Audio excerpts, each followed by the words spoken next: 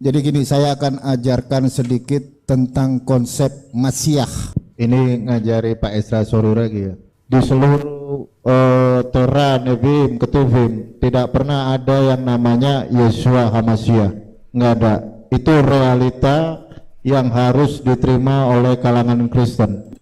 Anda bisa lihat bahwa di sini Umar mengatakan dengan sangat-sangat meyakinkan, saya ngajarin pendeta Esra Soru ya, dengan songongnya dia bilang mau ngajarin pendeta Esra Soru.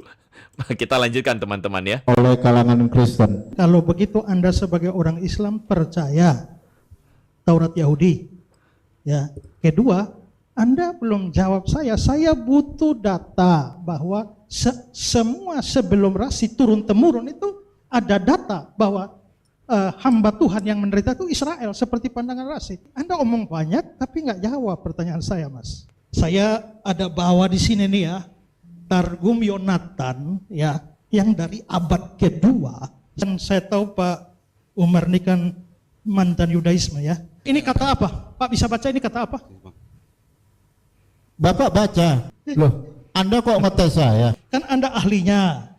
Maka sekarang saya bilang, ya, Anda jangan gini. Bang Umar, yang mohon saya maaf. minta Bang Umar, ketika tahan dulu. Anda menjelaskan konsep yang Anda mengambil dari Yehonatan, Anda nggak boleh mengambil referensi dari Kristen. Yahudi Mesianik Bang Kristen Umar. bukan? ini bukan Kristen Pak. Bang Umar, Loh, tahan dulu. sama Mohon halnya. maaf. Ini Targum Yahudi bukan Kristen. Tunjukkan di mana Yehonatan mengimani Yesus Bang Umar, Kristus. tahan dulu. Silakan untuk Pak Esra menjelaskan. Begini loh. Ini kan Anda mau menunjukkan bahwa semua sebelum rasi itu Israel. Saya bawa dokumen abad Loh, ini kedua. dokumen Pak, ini juga dokumen ini. Di sini ada semua lengkap. Ya, Yang sekarang- Anda Bang Umar, tahan narasikan itu dari kekristenan. Kalau Bukan. Tahan dulu. Ini jelas di sini ini bukan sumber Kristen, ini Targum abad kedua, Targum Yonatan, dan menerjemahkan di sana Yesaya 52 ayat 13. Langsung ada kata Masiha di sana, dan itu merujuk bahwa dia percaya hamba Tuhan yang menderita itu Mesias. Anda bisa lihat bahwa Umar dengan, saya menyayangkan ya, dengan kebanyakan gaya gitu ya. Akhirnya malah mempertontonkan kelucuannya ya, mempertontonkan kelucuannya. Inilah kelucuan dari orang-orang ini ya. Mereka menunjukkan ketidakmampuannya dengan banyak gaya. Ketika Umar alih-alih mengatakan, saya ajarin nih Pak Esra Soru. Ketika diperhadapkan dengan Targum Yonatan, cuman dibaca satu kata aja, Masiha, dia nggak bisa baca. Oke, teman-teman, daripada kita ngetawain Umar dulu, kita lihat dulu sebenarnya poinnya apa sih. Buat teman-teman, saya yakin ada yang mungkin kurang nyambung ini sebenarnya apa yang jadi ide utamanya. Jadi ceritanya, yang menjadi permasalahan dari para pendebat Islam terhadap Kristen adalah karena mereka mengatakan Yesaya 53 itu isinya bukan nubuat tentang Yesus. Bahkan lebih jauh mereka kemudian mengatakan itu bukan nubuat mesianik. Nah, jadi nubuat mesianik itu adalah, teman-teman mesti membedakan antara dua hal ini dulu ya. Jadi mesianik atau nubuat tentang Mesias ini adalah perannya. Jadi perannya dan personnya itu berbeda. Sebenarnya ada dua hal yang berbeda di sini. Yaitu apakah ini nubuat tentang peran mesianik atau apakah ini nubuat tentang, bukan atau ya, dan apakah ini nubuat tentang Yesus Kristus. Jadi pribadinya Yesus Kristus, perannya apakah mesianik. Jadi orang Yahudi bisa terpecah dua ketika mereka percaya ini adalah nubuatan mesianik atau bukan. Begitu. Rata-rata orang Yahudi atau orang-orang yang memang menamakan dirinya Yahudi dan tidak mau ada di Kristen atau Yahudi Mesianik, mereka pasti menolak yang namanya ini nubuatan tentang Yesus.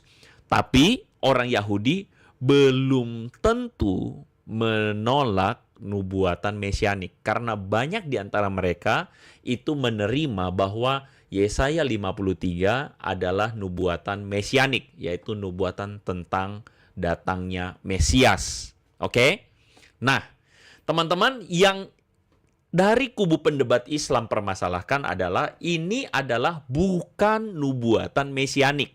Kenapa begitu? Karena mereka belajar dari misalnya salah satunya Tovia Singer. Karena Tovia Singer itu kan anti-Kristen.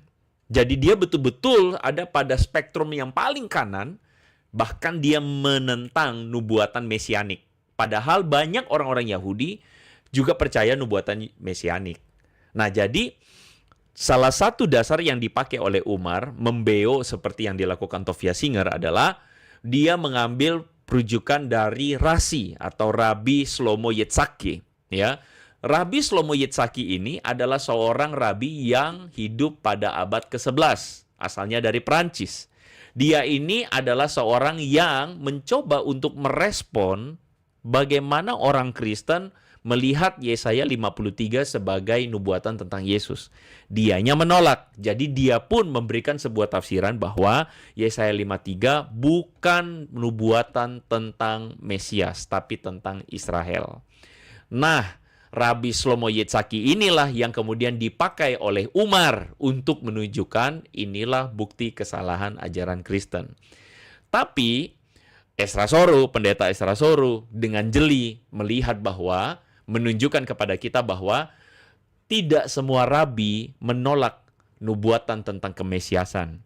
Mereka menolak Yesus, oke, tapi mereka sebagian besar diantaranya menerima bahwa Yesaya 53 adalah nubuatan tentang Mesias. Begitu kira-kira ya. Nah, jadi ketika Umar mengatakan ini bukti kesalahan ajaran Kristen karena dia mengambil Rasi. Nah, dia dipermalukan oleh pendeta Ezra Soru. Ketika pendeta Ezra Soru menunjukkan kepada dia Targum Jonathan dari abad kedua, yakni tulisan orang-orang Yahudi sendiri yang menafsirkan bahwa Yesaya 53 adalah tentang Mesias. Kita saksikan. Kenapa dia tidak mau baca? Karena sebenarnya saya membawa ke hadapan dia satu buah simalakama. Ya, buah simalakama itu apa? Gini loh. Karena seandainya dia tahu baca bahasa Ibrani itu dan dia baca, maka dia akan ketemu kata-kata di sana, Mesiha di sana, Mesias, Al-Masih di sana itu. Maka kalau itu benar, maka itu jelas menunjukkan Targum Yonatan abad yang kedua mengatakan itu Mesias, bukan Israel. Maka gugurlah seluruh argumentasi dia.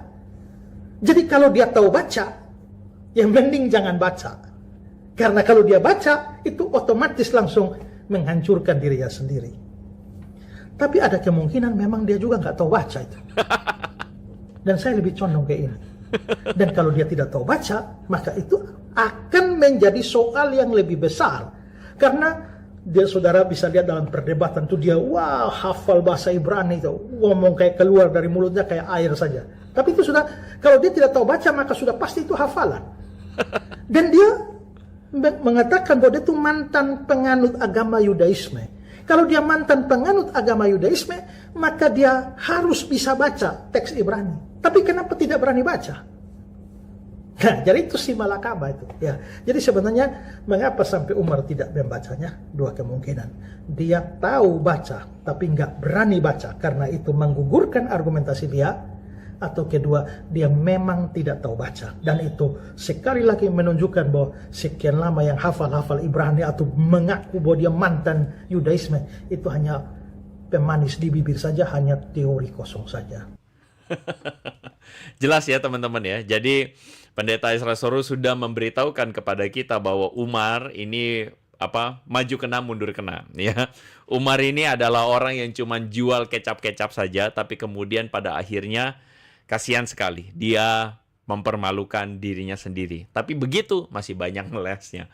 Ya kita tahulah kita berurusan dengan orang-orang yang kayak gimana.